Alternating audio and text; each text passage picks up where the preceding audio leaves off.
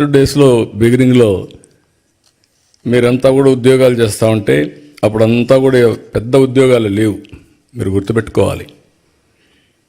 అప్పుడంతా కూడా job work. అమెరికాలో డాక్టర్లు డే టైం పనిచేస్తారు, ఆ స్క్రిప్ట్లంతా ఇండియాకి పంపిస్తారు, అవన్నీ టైప్ చేసి మళ్ళీ అప్డేట్ చేస్తే మార్నింగ్ డాక్టర్ వస్తానే అది చూసుకొని నెక్స్ట్ ముందుకు పోతాడు. అది బిగినింగ్లో మనం చేసింది. కొన్నిసార్లు ఆ పనులు కూడా మన వాళ్ళకు ఆ ప్రొనౌన్సియేషన్ తెలియకుండా ఇబ్బంది పడితే లండన్ నుంచి ఇంగ్లీష్ లెక్చరర్ తీసుకొచ్చి మీకు అప్పట్లోనే ట్రైనింగ్ ఇప్పించా. అంటే ఇంగ్లీష్ కొంతమంది ఆ ప్రొనౌన్సియేషన్లో ఇబ్బంది పడుతున్నారని అక్కడి నుంచి ప్రారంభించాం. నేను ఎవ్రీడే చెప్పేవాడిని, మీరు ఉద్యోగం చేయడం కాదు, మీరు ఉద్యోగాలు ఇచ్చే స్థాయికి ఎదగాలి, జాబ్ సీకర్ కాదు జాబ్ ప్రొవైడర్గా తయారు కావాలని ఎప్పుడు చెప్పేవాడిని. అంటే ఆంటర్‌ప్రెన్యూర్స్ కావాలని నేను చెప్పడమే కాదు, ఒక 40-50 మంది ఆంటర్‌ప్రెన్యూర్స్ని నాతో తీసుకెళ్ళి ప్రపంచం మొత్తం వాళ్ళకు చూపించి రౌండ్ టేబుల్ కాన్ఫరెన్స్లు పెట్టేవాడిని. ఆ దేశంలో ఉండే ఆంటర్‌ప్రెన్యూర్స్ని పిలిపించి వాళ్ళకు నెట్వర్క్ చేసి ఎంఓయూలు కానీ లేకపోతే అనేక విధాలుగా అనుసంధానం చేస్తే ఈరోజు నేను గర్వంగా చెప్పగలుగుతున్నా, సెకండ్ జనరేషన్ ఆంటర్‌ప్రెన్యూర్స్, దానికి చిరునామా తెలుగు రాష్ట్రాలంటే ఆ రోజు చేసిన ఫౌండేషనే. ఇప్పుడే మా ఆడబిడ్డ చెప్తా ఉంది, ఆ రోజు చదువుకోవాలంటే ఆడపిల్లలు చదివించేవాళ్ళు కాదు తల్లిదండ్రులు.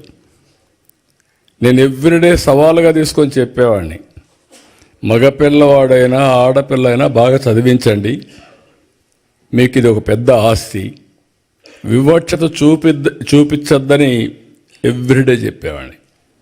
చెప్పడం కాదు, నేను ఒక పాలసీ తీసుకొచ్చాను.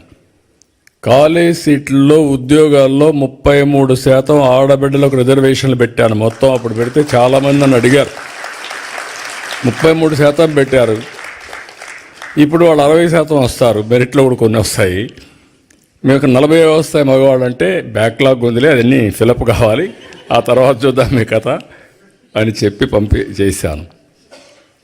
అదే మాదిరిగా రాత్రుల్లో కూడా ఆడబిడ్డలు పని చేయగలుగుతారని నిరూపించి ఐటీ దీనికి 24/7 కింద పెట్టి ప్రత్యేకంగా సెక్యూరిటీ కూడా పెట్టి మీకు పని చేయించాం. ఇప్పుడు ఏ ఐటీ కంపెనీకి పోయినా నేను అప్పుడప్పుడు కంపేర్ చేస్తూ ఉంటాను, మీలో కూడా ఉంటారు.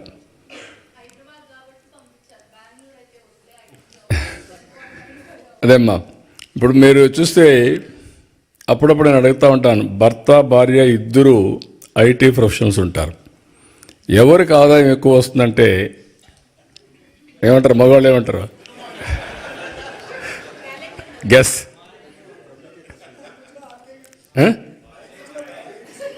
అని కూడా కాదు,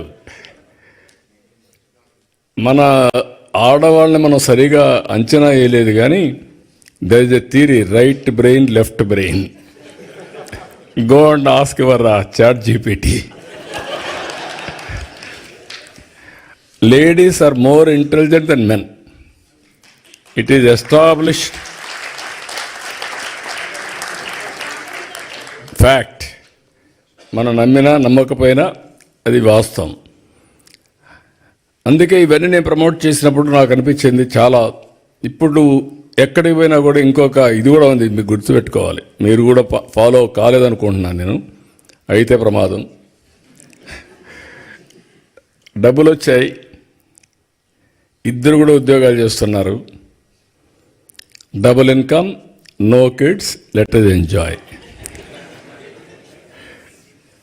అందుకే ఇప్పుడు యూరోపే కాదు, అన్ని దేశాల్లో కూడా పాపులేషన్ ప్రాబ్లం వచ్చింది, ఏజింగ్ ప్రాబ్లం వచ్చింది. Can you believe? జపాన్ లాంటి దేశం ఇండియా నుంచి మ్యాన్ పవర్ పంపించమని ఫస్ట్ టైం అడుగుతున్నారు. జర్మనీ లాంటి దేశంలో ఇండియన్స్ని యాక్సెప్ట్ చేసి కొంతమంది మనుషులు కావాలని అడిగే పరిస్థితికి వచ్చారు. అంటే ఏదైతే సరైన సమయంలో నిర్ణయం చేయలేకపోయారో దానివల్ల ఆ దేశాలు ఈరోజు మీరు చూస్తే సంపద సృష్టించారు, టెక్నాలజీ ఉంది, అగ్రదేశాలు, మనుషులు లేకపోతే ఎవరికి వస్తారు దీనికి? ఎవరు ఎంజాయ్ చేస్తారు? That is the stage today. India is very fortunate.